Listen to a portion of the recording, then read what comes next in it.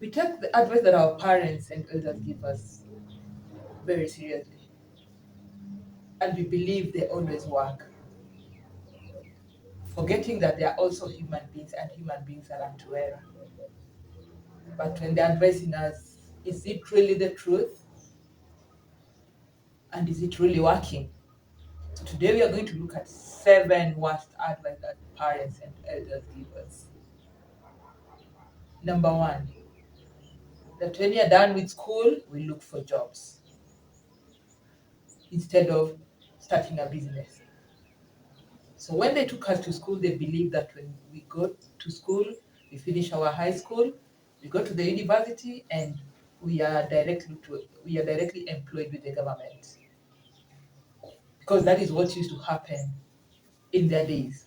They would complete school and they would be directly employed with the government. But things have changed now. There are no government jobs, and even in the private sector, the jobs are few. So imagine everybody is finishing school to look for this job. So who will employ the other one? They always feel like running a business is something very risky, because that is the mindset that they were brought up with, and that is the mindset that they are trying to transfer to us. But does it really work? Number 2, our parents believe that there's nothing like failing. You fail once, you are a failure. Whereby now we know that the more you fail, the more you are learning. And this created a fear of not trying, the fear of failure.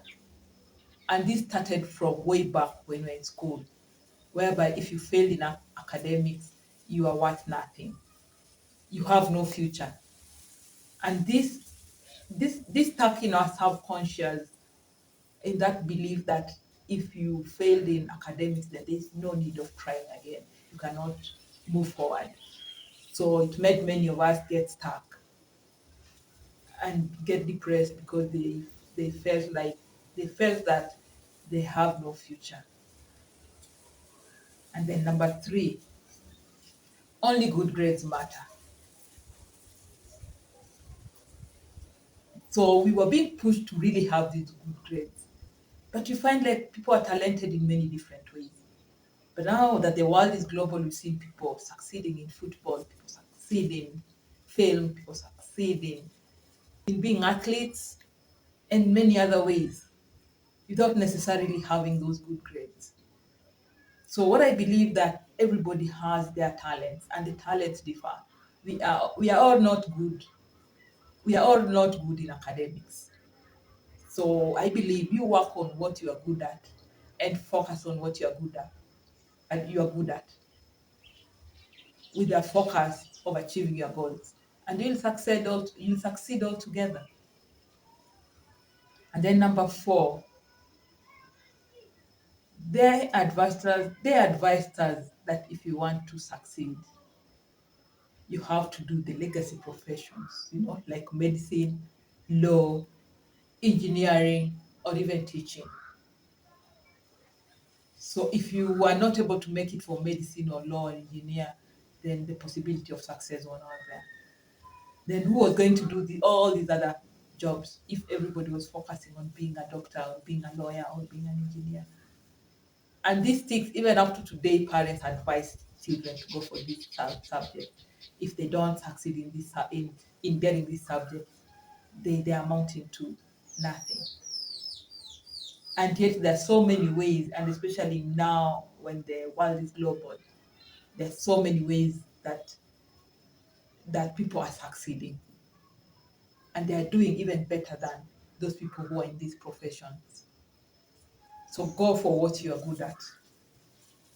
And then number 5, competition instead of collaboration. And this one is still very common in schools, whereby they push students to compete against one another without collaboration. I remember I was in a committee in school where we were encouraging students to collaborate, to push one another to move forward.